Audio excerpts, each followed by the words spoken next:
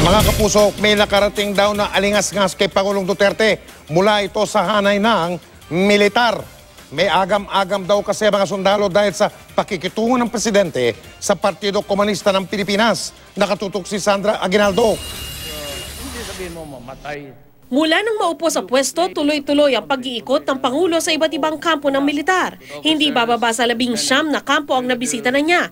Pinuntahan niya ang mga nasugatan at nakiramay sa mga kamag-anak ng mga sundalong nasawi sa mga engkwentro at inimbitahan sa palasyo para maghapunan. Sa kabila nito, nakarating sa Pangulo na merong alingas-ngas sa hanay ng mga sundalo dahil sa kanyang pakikitungo umano sa Communist Party of the Philippines o CPP. I've heard that there are rumblings about kasi natural enemy. Marami ring patay military.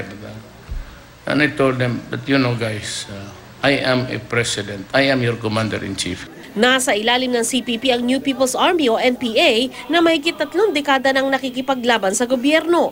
Pero epektibo ngayon ang ceasefire sa pagitan ng dalawang grupo habang isinusulong ang usapang pangkapayapaan. Kagabi, nagkita sa Malacanang sina Pangulong Duterte at mga consultant ng National Democratic Front, ang political arm ng CPP.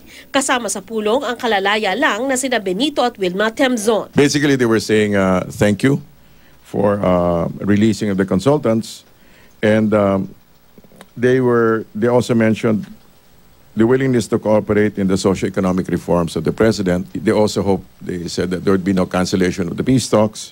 Sa kanyang pagbisita sa mga kampo ng militar, isa sa madalas sabihin ng Pangulo, dodoblehin niya ang sweldo ng mga sundalo bago matapos ang taon.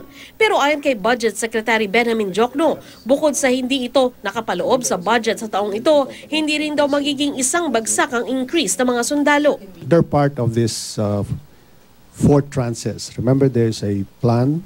The first tranche was given in 2016. There will be a second tranche in 2017, third in 2018.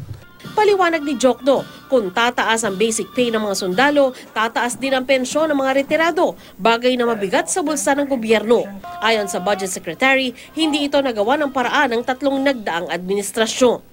At para matupad ang pangako ng Pangulo, sabi ni Diokno, bukod sa pay increase, dadagdagan ng allowances ng mga sundalo. Ang isang sarhento sa AFP ay may basic pay na 17,744.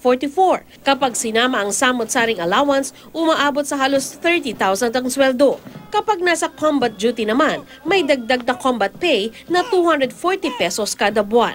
Ayon sa AFP, ayos lang naman kahit hindi agad-agad madoble ang kanilang sweldo. We serve in the armed forces not only with the concept of remuneration. Serbisyo ang ipinasok natin dito. But, yun nga, kung bigyan kami ng increase, happy kami. Sandra Aguinaldo, nakatutok, 24 Oras.